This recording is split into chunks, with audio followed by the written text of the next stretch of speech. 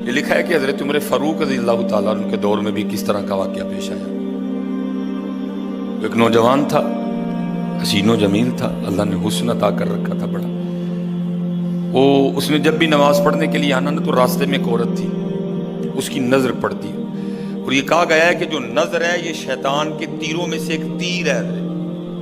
اسی لیے تو حضرت جی نظریں جھکا کے چلنے کا حکم دیا گیا ہے، کیونکہ جو نظر ہے یہ شیطان کے تیروں میں سے ایک تیر ہے حضرت جی۔ پڑھ تو یہ ایک دفعہ جاتی ہے لیکن کتنی دنوں تک حضرت اس نظر کا جو اثر ہے وہ دل سے نہیں جاتا۔ اپنی نظریں بڑی سنبھالو، اپنی نظریں بڑی سنبھالو۔ اس کی تو نظریں پاک تھیں لیکن راستے میں ایک عورت تھی، اس کی پاک نہیں تھی۔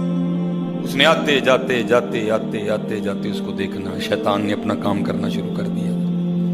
اس نے ایک دن کیا کیا، اس نے اپنی خادمہ سے نا اپنی خواہش کا اظہار کیا، میرا دل کرتا ہے کہ اس نوجوان سے نا تنہائی ملے، لیکن ملے تو ملے کس طرح؟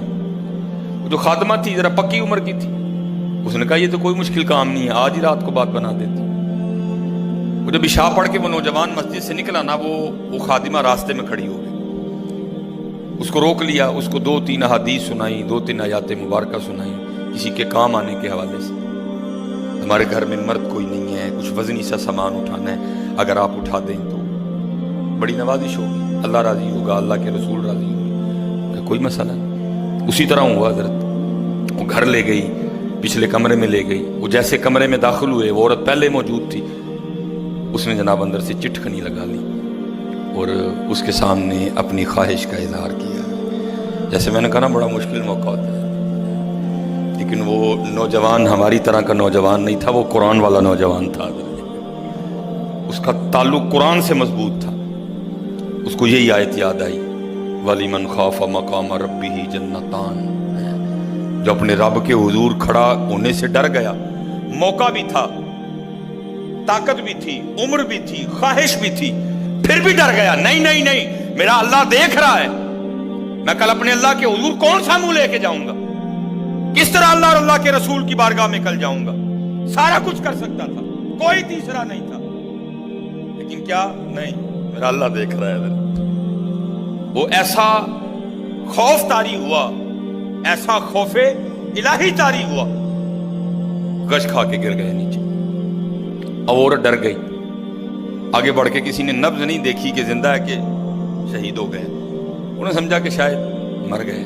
اس نے دروازہ کھٹکھٹایا، باہر سے اس نے خادمہ نے دروازہ کھولا، اس نے کہا یہ تو مر گیا۔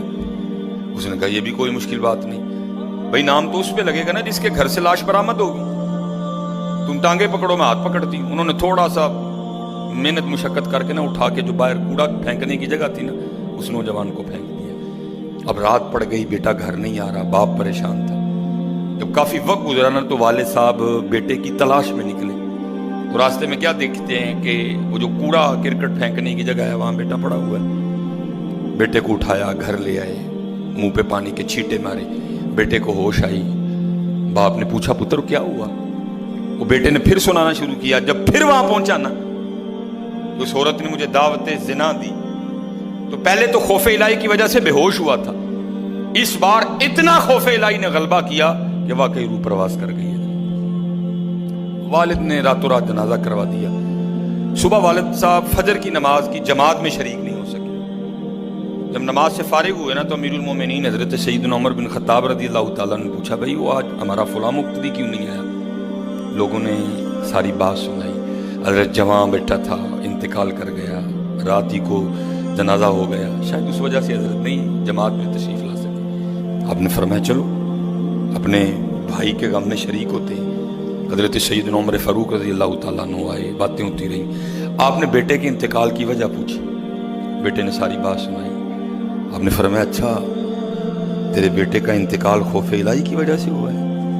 تو اللہ تو فرماتے ہیں وَلِمَنْ خَافَ مَقَامَ رَبِّهِ جَنَّتَانِ، اور جو ہمارے رب حضور کھڑا ہونے سے ڈر گیا اس کے لیے 2 جنتیں ہیں۔ تو چل پھر مجھے ذرا اپنے بیٹے کی قبر پہ لے کے چلنا ہے۔ لکھا ہے حضرت عمر فاروق اب اس کے بیٹے کی قبر پہ تشریف لے، اس کی قبر پہ کھڑے ہو کے اس نوجوان کو باہر سے مخاطب کر کے فرماتے ہیں، اللہ فرماتے ہیں وَلِمَنْ خَافَ مَقَامَ رَبِّهِ جَنَّتَانِ، اور جو اپنے رب کے حضور کھڑا ہونے سے ڈر گیا اس کے لیے 2 جنتیں ہیں۔ اے نوجوان اب آگے تو بتا اللہ نے تجھے 2 جنتیں دی کہ نہیں دی؟ تو لکھا ہے قبر سے جواب آتا ہے امیر المومنین رب سچا، رب کا رسول سچا، رب کا قرآن سچا، میں جیسے ہی قبر میں آؤں اللہ نے مجھے 2 جنتیں عطا کر دی ہیں۔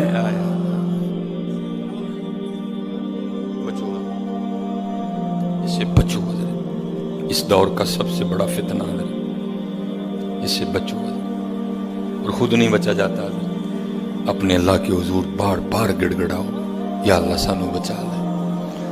اور پھنسایا حضرت ہمیں انہوں نے اس طرح ہے، ہمارے معاشرے کو انہوں نے اس طرح کا بنا دیا ہے کہ یہاں زنا بالکل بری چیز نہیں سمجھی جا رہی، لوگ فخر سے بتاتے ہیں، اور یہ قرب قیامت کی نشانی ہے۔ لوگ گناہ کر کے فخریہ بتایا کریں گے۔ آج کا نوجوان فخریہ بتاتا ہے میری اتنی گرل فرینڈز ہیں، آج کا نوجوان فخر سے بتاتا ہے، یہ قرب قیامت ہے، یہ نشانی ہے قیامت کی۔ لوگ گناہ کر کے ڈریں گے نہیں بلکہ فخریہ بتایا کریں گے، ہاں جی میں یہ گناہ کر رہا ہوں اور اتنی جگہ کر رہا ہوں میں یہ گناہ۔ لیکن کیا ہوگا؟ نیکی مشکل ہو جائے۔ آج حضرت جی آپ دوسرا نکاح کر لیں، اللہ سنت ہے، قرآن میں اللہ خود کہہ رہے ہیں فَإِن طَابَ لَكُم مِّنَ النِّسَاءِ مَثْنَىٰ وَثُلَاثَ وَرُبَاعَ۔ پہلے کی تو اللہ نے بات ہی نہیں کی، بات ہی دوسرے سے شروع ہو رہی ہے۔ مِّنَ النِّسَاءِ مَثْنَىٰ وَثُلَاثَ وَرُبَاعَ، پہلے کی بات ہی نہیں ہوئی، بات ہی دوسرے سے شروع ہو رہی ہے۔ جتنی مرضی گرل فرینڈ رکھ لیں آپ کو کوئی برا نہیں سمجھے گا، بلکہ لوگ آپ کے جانے کے بعد بڑا خوش ہو گئے کہ یار بڑا رنگین مزاج آدمی ہے۔ لیکن حضرت آپ دوسرا نکاح کر لیں، اسی وقت آپ لوگوں کے کاغذوں میں 2 نمبر ہو جائیں گے۔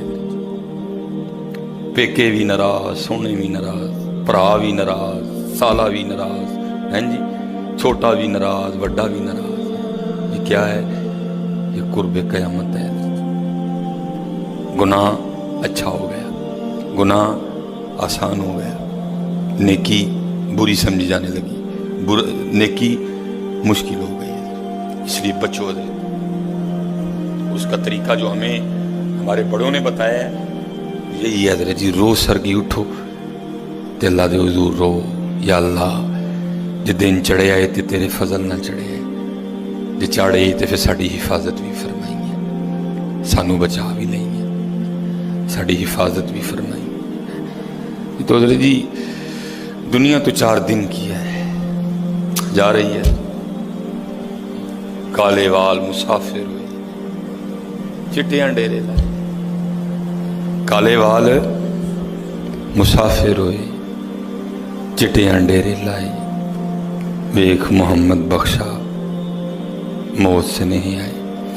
اور حضرت جی اللہ سب کو اپنی حفاظت میں رکھے۔ اگر کوئی اس گناہ میں پھنسا ہوا ہے، اگر کوئی اس گناہ میں پھنسا ہوا ہے تو میں کہوں گا کہ توبہ کر لیں سارے حضرت، کیونکہ حضرت یہ وہ گناہ ہیں کر تو ہم رہے ہیں لیکن اس کی سزا ہماری نسلوں کو بھگتنی پڑنی ہے۔ کیونکہ امام شافعی رحمۃ اللہ تعالی علیہ فرماتے ہیں زنا وہ قرض ہے جو لے تو رہا ہے لیکن چکائے گی تیری اولاد۔ زنا وہ قرض ہے جو لے تو رہا ہے لیکن چکائے گی تیری اولاد۔